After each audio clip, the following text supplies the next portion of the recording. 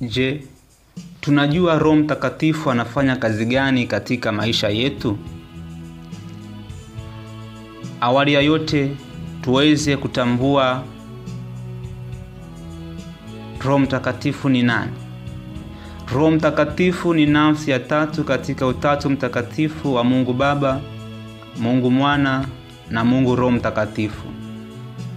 Katika huu utatu, kila mmoja amehusika kwa namna ya pekee katika safari ya mwanadamu. Kwani Mungu Baba ametuumba, Mungu Mwana ametukomboa na Mungu Roho Mtakatifu ututakatifuza. Zifuatazo ni baadhi ya kazi za Roho Mtakatifu. 1. Roho Mtakatifu anatuongoza kwenye ukweli. Kristo kabla ya kupaa kwenda kwa Baba alituahidia Roho Mtakatifu ambaye atatuongoza katika kweli yote.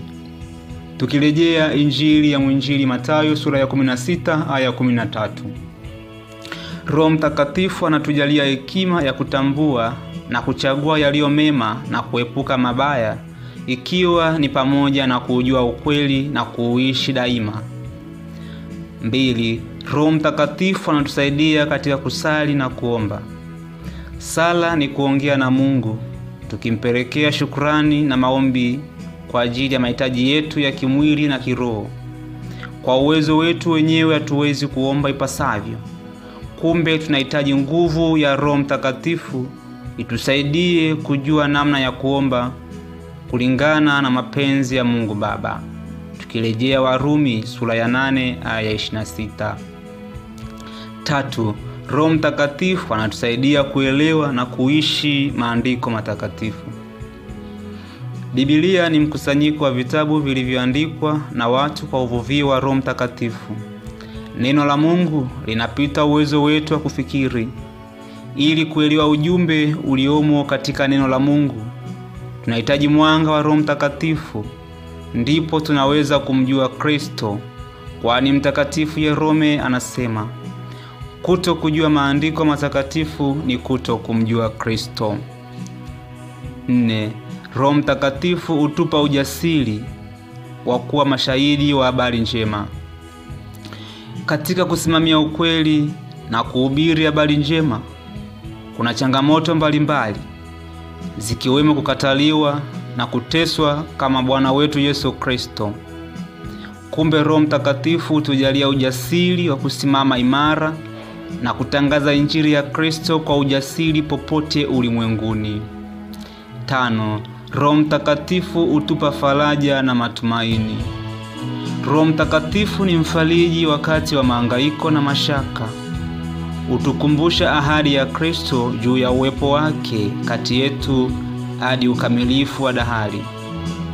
Katika furaha, katika shida na katika nyakati zote daima yupo pamoja nasi, kutuongoza ili tuweze kushinda changamoto mbalimbali za maisha.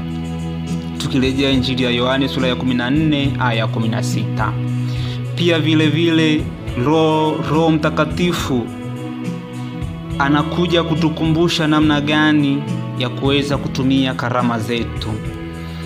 Kila mmoja yupo na karama ambayo amejaliwa. Kwa hiyo karama ambazo tumejaliwa, je, tunazitumiaje? Hivyo Roho Mtakatifu anakuja kutukumbusha. Roho Mtakatifu anakuja kutuelekeza namna ya kuweza kutumia karama zetu. Mwisho, tunaalikwa sote kutumia kipindi hiki cha novena ya Roho Mtakatifu kwa kujiandaa vyema kumpokea huyu Roho Mtakatifu siku ya Pentekoste, ili tujaliwe mapaji yake na nguvu ya kupambana na changamoto za maisha hapa duniani. Hatimaye tupokee tuzo ya ufalme wa mbinguni. Tunaomba yoyote kwa njia ya Kristo Bwana wetu, anayeishi na kutawala Mungu daima na milele. Kwa jina la Baba na la Mwana na la Roho Mtakatifu. Amina.